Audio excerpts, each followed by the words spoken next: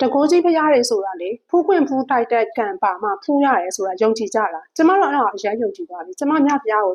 ဘန်ကောက်မှာ3ခေါက်တိတိကျမသွားခဲ့တယ်ဒါပေမဲ့3ခေါက်လုံးကျမမြဖျားကိုနဖူးတွေဖူးတွေမဖူးခဲ့ရအောင်ကျမပထမ2ကြိမ်သွားတယ်အထဲကိုလုံးဝလာမဝင်ခဲ့ရအောင်ပိတ်တဲ့အချိန်နဲ့ကြုံလို့ပေါ့တတိယတစ်ကြိမ်သွားတယ်အဲ့ရဲ့ပြည့်ဝတစ်ခုလုံးကိုတော့ဖွင့်တယ်ဒါပေမဲ့မြဖျားရှိတဲ့နေရာကိုပိတ်ထားတယ်အဲ့ဒီနောက်ဆုံးတတိယချိန်သွားရတာကပဲကျမလှုပ်ရှားလှုပ်ရှင်နဲ့ဝင်ခွင့်မရခဲ့ဘူးအဲ့ဒီမှာဆိုင်ကယ်ကယ်ရီသမားကကျမကိုနေရာတွေမှားပြီးချတယ်ပတ်စံအကျွေးအမ်းဖို့မရှိလို့ဆိုပြီးတော့နောက်ဆုံးမှပတ်ပြီးတော့မျိုးစုံပေါ့နော်အနာရီပေါင်းများစွာအချိန်ကုန်ပြီးတော့မှကျမခက်ခက်ခဲခဲနဲ့3ချိန်မှဝင်ခဲ့ရတာထောင်မှညပြားကိုဖူးခွင့်မရခဲ့ဘူးပေါ့နော်ဒါပေမဲ့အတွင်းပိုင်းမှာတော့ကျမဝင်ခဲ့ပြင်ချခဲ့တယ်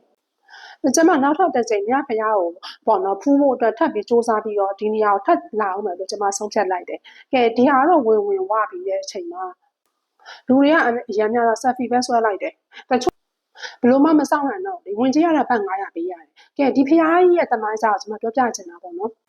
ဒီမြဖျားကအိန္ဒိယနိုင်ငံကနေပြီးတော့အခြေခံပြီးတော့တွင်းထူခဲ့တာပေါ့နော်ဒါပေမဲ့တမိုင်းမှတ်တမ်းတွေရပါတော့လွန်ခဲ့တဲ့နှစ်ပေါင်းများစွာ1343ခုနှစ်တုန်းကလည်းထိုင်းနိုင်ငံရဲ့မြောက်ပိုင်းအခုချင်းမိုင်လို့ခေါ်တဲ့နေရာပေါ့နော်အဲ့မှာ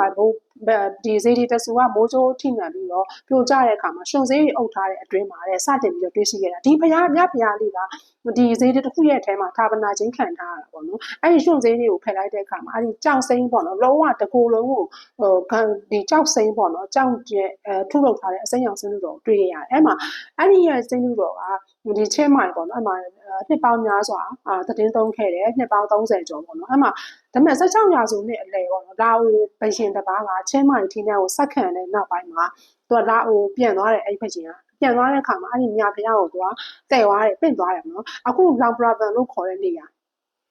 ဘီယန်ကျန်းမြို့လို့လောင်ပရပန်မြို့လို့အဲ့ဒီနေရာကိုပင့်သွားတယ်အဲ့ဒီမှာပေါ့နော်ဒီဘီယန်ကျန်းမြို့ပေါ့နော်မှာသူကနှစ်ပေါင်း214နှစ်ကြာဒီဖျားကသတင်းတုံးခဲ့တယ်အဲ့ဒီနောက်ပိုင်းမှာ1989လွန်ခဲ့တဲ့နှစ်ပေါင်း200ကျော်ပေါ့နော်အဲ့ဒီကထိုင်းဘရင်စစ်သူကြီးပေါ့နော်ချောင်းဖရာချက်ကလေးဆိုတဲ့သူကဘီယန်ကျန်းကိုတိမ့်ပတ်လိုက်တယ်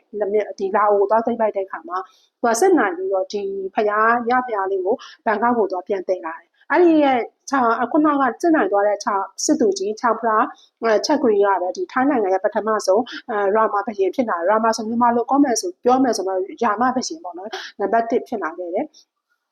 သူကအဲ့မှာမင်းဆက်ပေါ့နော်ချက်ကွေမင်းဆက်ဆိုတာသူကတီထောင်လိုက်တယ်အဲ့ဒီမှာသုံးပါရူးဆိုတဲ့မြို့လေးပေါ့နော်ဘန်ကောက်လို့မခေါ်ဘူးအဲ့သုံးပါရူးမြို့လေးမှာအဲ့သူကဒီဖျားကိုသူကရှိခဲ့တာပေါ့နော်စံပယ်တာပေါ့ပြီးတော့အဲ့မှာသုံးပါရူးကနေပြီးတော့ဘန်ကောက်မြို့လေးကိုပြောင်းရွှေ့ခဲ့တာတော်ဝင်နန်းတော့အခု Grand Palace ပေါ့နော်ဒီနေရာခုနသုံးပါရူးမြို့ဟောင်းဆိုတာလည်းဒီအဲ့ဒီရဲ့မင်းမွေးပါပဲရှိတာပေါ့နော်ဟိုဘက်က10ပတ်တန်ဖျားနာမှာအဲ့တော့ဒီမှာဆိုလို့ရှိရင်1984ခုနှစ်မှာဒီယာမဘရင်တစ်ပေါ့နော်အဲ့မှာတော်ဝင်နန်းတော်အတွင်းမှာမြဖျားကိုသူကတည်ထားမယ်ဆိုပြီးတော့သူကကျောင်းတော်ပေါ့နော် Wat Paraguay ဆိုပြီးတော့ကျောင်းတော်တည်ဆောက်ခဲ့တယ်အဲ့ဒီကျောင်းတော်ရဲ့ပြောဒီပေါ့နော်အဲ့ရဲ့တိမ်တော်ထဲမှာဒီဖျားမြဖျားကိုသူကပူဇော်ခဲ့တာပေါ့အဲ့တော့ဒီဖျားရဲ့ဒီပြရုပ်ကသူကဘာလဲဆိုတော့ထိုင်းနိုင်ငံရဲ့ဒါကသူတို့ရဲ့ကံကောင်းခြင်းနမိတ်အဖြစ်သတ်မှတ်ထားတဲ့အထူးတန်ဖိုးထားပြီးကိုးကွယ်တဲ့အရာပေါ့နော်ဒီဖျားလေးကတဲ့66စင်တီမီတာနဲ့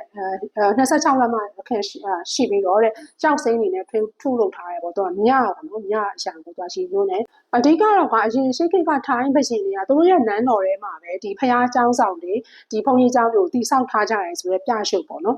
်ဒီမြဖျားကိုနှစ်စင်ပေါ့နော်တနစ်ကို3ချိန်ပေါ့နော်သူကရွှေသင်္ကန်းနန်းတယ်လေဒါပေမဲ့ရွှေသင်္ကန်းနန်းတယ်တဲ့အခါမှာလည်းဒီဘရှင်မင်းမြတ်ကိုယ်တိုင်တော်ကပဲလဲလှယ်ခွင့်ရှိတယ်တခြားလူတွေကတ်လို့မရအောင်နားကတ်လို့မရဘူးပေါ့နော်ဒီဖျားကအရန်ကိုထူးခြားမှုမြတ်တယ်လို့သူတို့ကယူဆထားကြတယ်ဒါဘာသာရေးအတွက်ဒါကံကောင်းတဲ့နမိတ်တွေနိုင်ငံတော်ကာကွယ်တဲ့ဘရင်မင်းမြတ်ကိုကာကွယ်တဲ့ဒါအဆောက်အအုံပေါ့နော်တကိုးကြီးတဲ့အရာဖြစ်သူတို့ကသတ်မှတ်ပြီးတော့တစ်မြတ်တစ်မျိုးနဲ့ကိုးကွယ်ကြတယ်ဒီလိုမျိုးចောင်းဆောင်ကြီးဆောက်လုပ်ပြီးတော့ပေါ့နော်